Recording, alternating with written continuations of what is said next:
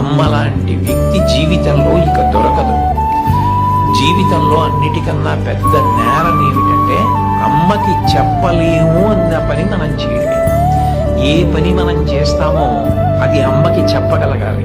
మీరు ఏ పని చెయ్యండి, ఇది అమ్మకి నేను చెప్పలేను అన్న పని మీరు జీవితంలో ఎప్పుడూ చెయ్యకూడదు.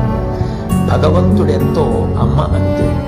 మీరు మహాత్ములైన వారి ఎవరి జీవిత చరిత్ర పరిశీలించండి. అమ్మకి నమస్కారం చెయ్యకుండా అమ్మ గొప్పతనం చెప్పకుండా లేదు. అమ్మ లాంటి వ్యక్తి జీవితంలో ఇక దొరకదు.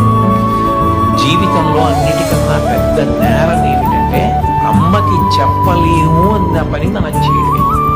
ఏ పని మనం చేస్తామో అది అమ్మకి చెప్పగలగాలి.